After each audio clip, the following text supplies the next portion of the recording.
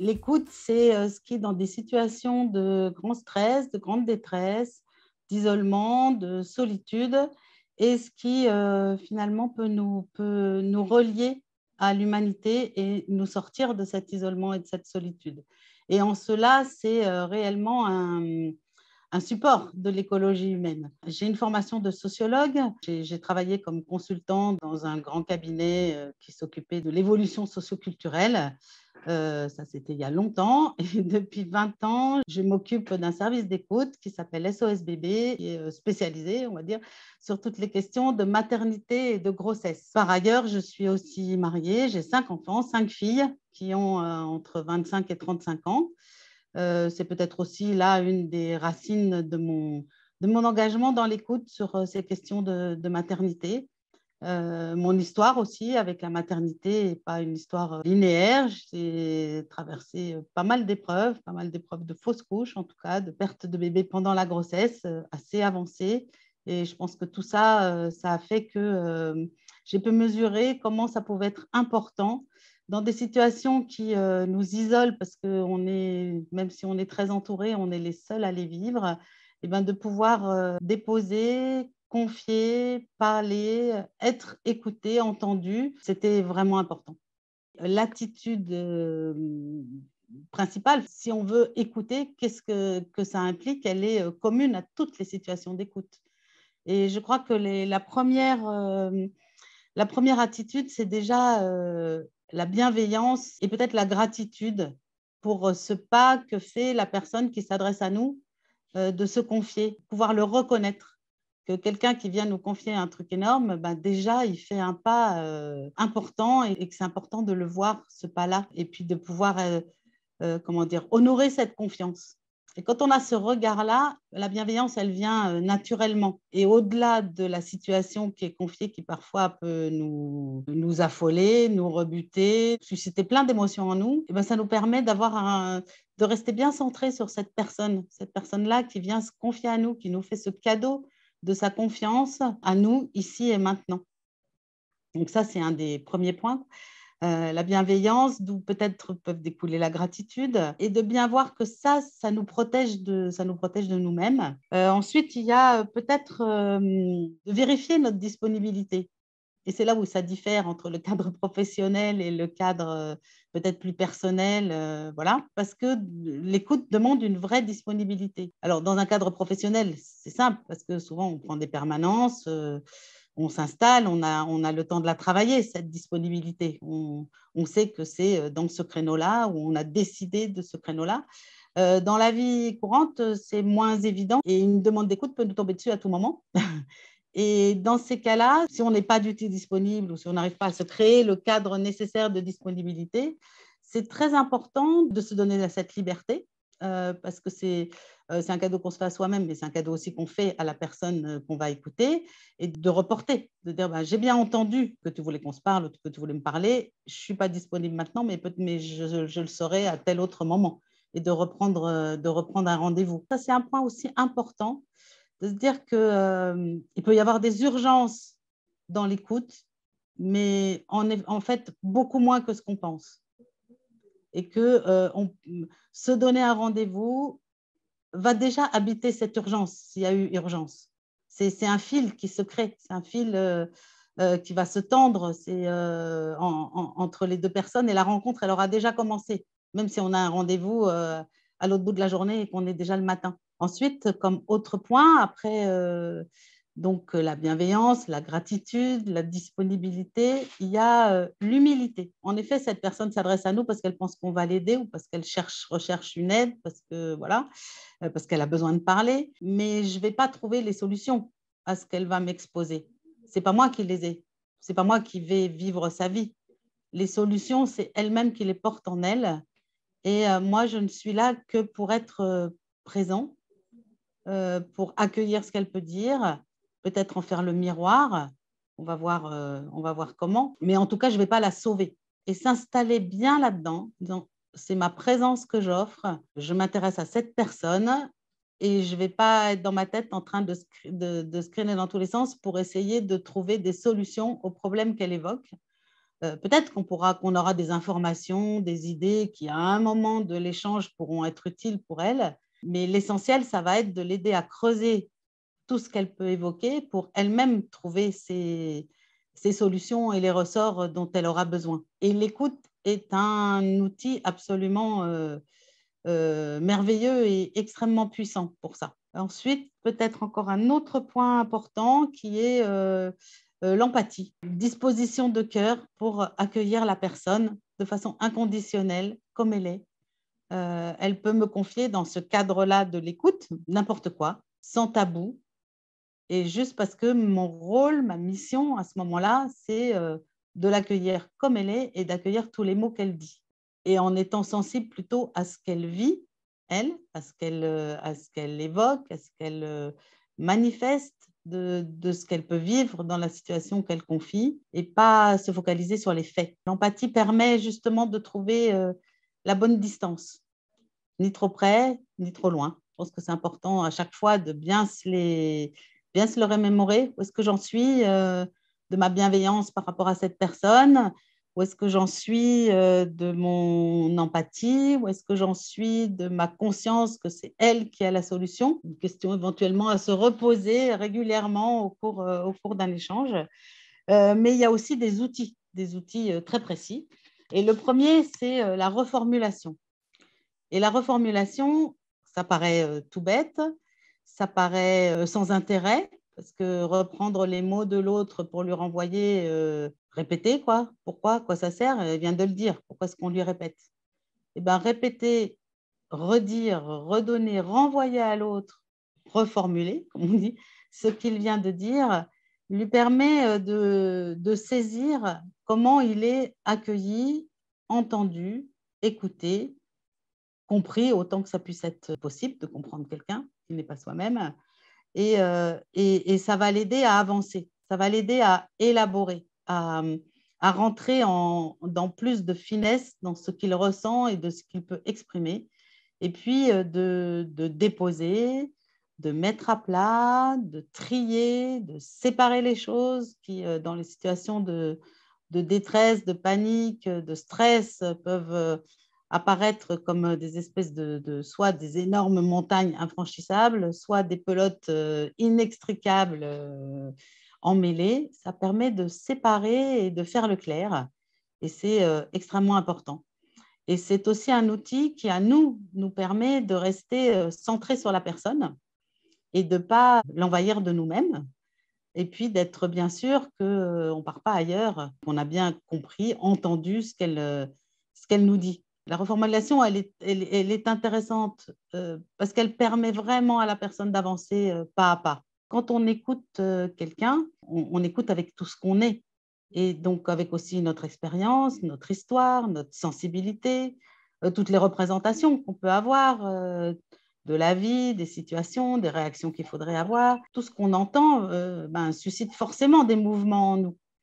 Et c'est très important de pouvoir les repérer, de pouvoir les accueillir aussi, de vraiment en être conscient pour pouvoir les mettre un peu de côté et ne pas en encombrer la personne qu'on écoute au moment où elle écoute, où on l'écoute. Et c'est aussi important parce que c'est quand on est voilà, sollicité sur des sujets qui sont intimes, émouvants, bousculants, et ben, régulièrement, on peut avoir besoin aussi nous-mêmes d'aller les revisiter, d'aller revisiter ce qui a pu se passer dans nos vies autour de ces sujets, parce qu'il y a d'autres choses qui peuvent émerger. Et c'est aussi que être écoutant, c'est toute une aventure et c'est toute une vie. On y entre d'une certaine manière, on n'en ressort jamais pareil. On ne ressort jamais pareil parce qu'on a reçu tous les éclats d'humanité qui nous sont confiés. C'est vraiment, vraiment quelque chose d'extraordinaire et je crois que ma confiance et mon espérance en ont été vraiment nourries et se sont construits sur cette écoute aussi. En étant écoutant, dans un service comme SOS Bébé, toutes les situations dramatiques qui nous sont confiées nous font aussi voir la résilience des personnes, nous font aussi voir toutes leurs forces, toutes leurs quêtes, tous les élans de vie et les flammes de vie qui sont à l'œuvre en elles et dont on peut avoir l'impression quand on écoute que nous, certainement, on ne les aurait pas. quelles que soient nos convictions et nos idées sur les sujets qui nous sont confiés. Est-ce qu'il y a des mauvaises postures? Il y a des écueils, on va dire. Des écueils, il n'y a pas… Parce que je ne sais pas si vous avez compris, mais la principale posture, il n'y en a qu'une, c'est d'être centré sur la personne, d'avoir envie de l'accueillir et de la regarder avec bienveillance. Et si on est vraiment installé là-dedans, le reste en découle, même si on se trompe, même si on va vers des attitudes qui sont des attitudes dont on pourrait dire qu'il vaudrait mieux les éviter. Ça n'est pas forcément dramatique. La personne ne le ressentira pas forcément, n'en aura pas forcément une grande conscience, à condition qu'on soit ancré dans cette bienveillance et notre attention totale à ce qu'elle dit, à ce qu'elle est, à ce qu'elle vit. Alors, ces écueils, ils ont l'air très simples. Alors, on ne les repère pas forcément très, très bien tout seul quand on écoute, mais ils ont l'air tout simples. Il y a déjà ne pas interpréter, faire bien attention à bien reprendre les mots de la personne et ne pas reformuler un truc qu'elle ne dit pas, parce qu'on fait un mauvais miroir. Interpréter, c'est aussi vouloir lui donner une explication de ce qu'elle vit. Non, c'est elle qui va le trouver. On peut poser des questions, à condition qu'elles soient toujours, la plupart du temps, des questions ouvertes qui vont aider la personne à aller plus loin, mais on ne va pas lui proposer la solution ou l'explication de ce qu'elle vient nous dire. Donc, attention à ce point de l'interprétation. Ensuite, il y a le jugement. Alors ça, c'est plus compliqué. Je pense que ça fait partie aussi de notre humanité et qu'on ne maîtrise pas forcément nos jugements. Ça peut être aussi bien des jugements négatifs que des jugements positif. Le problème n'est pas tellement le jugement en lui-même, même s'il est positif, mais c'est surtout de ne pas encombrer la personne de nous-mêmes. Si on veut lui dire je suis admirative de votre force, en fait, on s'en fiche du je suis admirative. Ce qui est important, c'est sa force à elle et la façon dont elle la témoigne. Donc, je ne sais pas, on peut dire tout ce que vous venez me dire, ça dit une telle force en vous. Et on ne lui parle pas de nous. Et je crois que ça, c'est important. Parce qu'en fait, écouter, c'est vraiment être présent aussi à côté. On n'est pas parents, par exemple. Les parents peuvent tout à fait porter des jugements positifs et encourager, etc. Mais ce n'est pas la même relation. Dans le cadre d'une écoute active, dont le but, c'est vraiment de permettre à l'autre d'avancer, le principal moteur, le principal aide qu'on peut lui apporter, c'est d'être à côté de lui et de lui renvoyer ce qu'il vit, ce qu'il dit, ce qu'il est. Voilà, donc ça, deuxième point. Le troisième écueil important à éviter, c'est l'enquête. L'enquête pour vouloir vraiment comprendre bien la situation.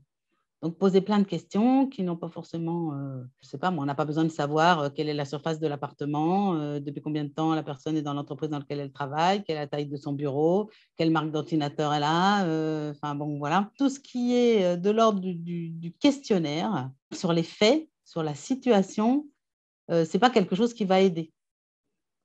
Par contre, tout ce qui est de l'ordre d'aller chercher ce que ça fait à la personne, comment elle le vit, ça, oui, ça va l'aider. Par exemple, faire exprimer les émotions, ce qu'elle ressent. Souvent, dans ces situations difficiles et compliquées dans lesquelles les personnes se sentent écrabouillées, ce qui prédomine, c'est la peur, la colère. La peur, par exemple. La peur, c'est une montagne. La peur, l'angoisse, voilà. Mais si on arrive à savoir qu'est-ce qui vous fait peur, de quoi vous avez peur, ça permet d'aller un petit peu plus loin et de pouvoir décortiquer les choses et de voir que dans toutes ces peurs, il y en a qui vont rester immaîtrisables, mais il y en a d'autres pour lesquelles on pourra peut-être avoir des réponses, trouver des solutions. Et puis, petit à petit, la montagne, elle va diminuer. Le mur va tomber un petit peu, il y aura des brèches entre les différents cailloux qui vont rester. Et ça, c'est vraiment un outil, quelque chose de très important à avoir en tête. Un autre point, ça serait de vouloir faire le chemin à la place de la personne, de penser qu'on va lui trouver une solution. Vous avez une idée quand elle vous parle qui va forcément les aider à résoudre leurs problèmes. Et puis, en fait, c'est comme si elles n'entendaient pas ce qu'on leur dit. On peut leur redire une fois, deux fois. Non, c'est comme si elles n'entendaient pas, mais elles reviennent toujours parfois au même truc. C'est que ce n'est pas de ça dont elles ont besoin. Et ce dont elles ont besoin le plus souvent, c'est vraiment d'être écoutés et aidés à avancer pour reprendre leur élan de vie et la dynamique de leur vie. Vous voyez, par exemple, dans une écoute, quand on rentre dans un espèce d'échange un peu ping-pong, et puis qu'il y a des mais de tous les côtés. Mais, mais encore, mais oui, d'accord, mais bah là, en fait, il faut arrêter parce que c'est pas le besoin. C'est pas le besoin de votre interlocuteur et le laisser juste peut-être parler, peut-être chercher, peut-être revenir aussi à quelle est sa demande et éventuellement lui faire reformuler de quoi as-tu besoin, de quoi avez-vous besoin ou qu'est-ce que je peux faire pour vous. Ça permet parfois de retrouver un autre élan et de creuser un petit peu plus et à l'écoutant de ne pas aller se perdre dans la recherche de conseils et de solutions. Et puis enfin, peut-être un autre écueil, ça serait d'apporter son témoignage parce que ce que la personne vous confie, eh ben, ça rappelle une expérience qu'on a pu avoir, ça rappelle voilà, des choses qu'on a vécues ou qu'on vit et qu'on pourra avoir envie de partager parce que certainement, ben voilà, on est ensemble et si on vit la même chose, c'est bien que je partage. Mais en fait, non, parce que écouter, ça n'est pas partager son expérience ni donner son témoignage. Peut-être qu'il y aura un moment dans la relation où ça sera donné de le faire, mais en tout cas pas dans le cadre de l'écoute, où la personne vient pour dérouler elle-même son fil et pas pour être confrontée à une autre expérience. Pourquoi c'est important ça? C'est parce que quand on se livre, ben, on voit bien aussi, et ça met en branle plein d'émotions. Et les personnes qui sont dans des situations de détresse ou qui ont à faire face à des vraies difficultés de la vie, elles ont aussi à faire face à plein d'émotions, les leurs, et puis aussi soit à se préparer, soit déjà à accueillir ou à vivre les émotions que leur situation peut susciter dans leur entourage. Et donc, elles n'ont absolument pas besoin des nôtres en plus. Et c'est vraiment important d'être ce compagnon à côté qui peut entendre tout sans que ça suscite d'autres choses. Et en tout cas, d'autres choses sur le plan émotionnel. Comment se sentir reconnu, entendu peut permettre d'avancer et d'être fort.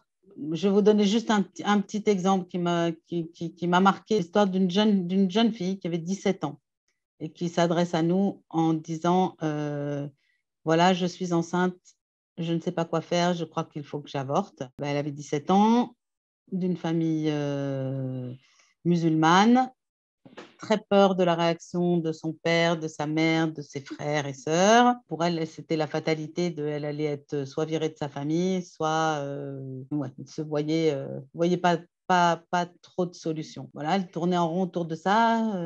Je sais pas quoi faire, j'ai pas envie, je voudrais, mais je peux pas, etc. Et puis, simplement en reformulant, vous voudriez, mais vous ne pouvez pas, on a pu lui dire, bah là, on est vendredi, il y a le week-end. Est-ce que pendant ce week-end, vous pouvez essayer de mettre de côté tout le je voudrais et je peux pas et de juste vous concentrer sur ce qui se passe en vous. Et puis, elle a joué le jeu. Ça a été quelque chose qui devait correspondre à ce qu'elle pouvait vivre à ce moment-là. Et elle est rentrée en contact avec nous peut-être le mardi en nous disant merci, ça m'a fait du bien. J'ai décidé de garder mon bébé. Mais bon, elle avait toujours 17 ans. Elle était toujours enceinte de genre un mois. Donc, il fallait tenir, quoi. Donc, on a travaillé avec elle sur tous les appuis qu'elle pouvait trouver. Mais ben, à chaque fois, il fallait vraiment que ça lui corresponde. Vraiment. On avançait en proposition et puis qu'il fallait qu'elle s'approprie et puis qu'il fasse des démarches. Et puis finalement, ben, de démarche en démarche, elle a trouvé les bonnes personnes pour l'accompagner, entre autres une assistante sociale à Pôle emploi. Et puis finalement, le grand enjeu, ça a été l'annonce à ses parents. Et parce qu'on l'écoutait, elle a pu avoir quelqu'un je veux dire, dans sa vie qui partageait son secret et donc avoir le cran, le courage, la force de le garder, ce secret. Tant que le dévoiler à ses parents trop tôt la mettait vraiment en danger. Et donc, elle a attendu d'être enceinte de 3 mois après avoir bien sûr aussi regardé, s'être renseignée sur toutes les solutions qui s'offraient à elle si on la mettait à la rue. Et enceinte de 3 mois, elle a écrit une lettre à sa maman où on l'avait bien, voilà, on avait bien travaillé la chose. On avait aussi préparé ce qui pourrait se passer, la colère, enfin, ce que, à elle, comment elle pourrait vivre la colère de sa mère, etc. Et il y a eu cette colère, mais il y a eu aussi que sa mère est devenue son meilleur soutien. Bien sûr, elle était déçue, bien sûr, elle était furieuse. Mais une fois passé ce temps-là, ben, il y a eu l'accueil de sa fille enceinte avec un bébé à venir. Et cette maman a été le meilleur soutien de sa fille, la protégée de son père, de ses frères. Et 1 an et demi après, nous, on a reçu un petit mail avec une petite photo en disant, voilà, je vous ai écrit quand j'étais au début de ma grossesse, vous m'avez aidé, voilà la photo de mon bébé. Mon père qui m'a renié, ne voulait plus me parler pendant la grossesse, est le meilleur grand-père du monde et le plus heureux. Et j'ai rencontré un nouveau copain qui a adopté mon fils. Enfin, bref, tout allait très très bien dans le meilleur des mondes. Mais pour vous dire que simplement d'avoir pu être présent à ses côtés, de l'avoir permis de déverser aussi tout ce que cette situation engendrait pour elle, hein, de peur, de panique, d'isolement. Ben, ça a été vraiment précieux pour l'aider à aller retrouver, on va dire, comment dire, des autres appuis, des appuis concrets, vrais, qui fassent partie de sa vraie vie. Voilà, parce qu'il y a souvent, dans les situations difficiles, un temps où les contacts proches ne sont pas possibles, mais ça ne veut pas dire que ce temps va durer toujours. Et c'est important pendant ce temps de pouvoir bénéficier d'autres présences, et c'est ce qu'on essaye d'offrir.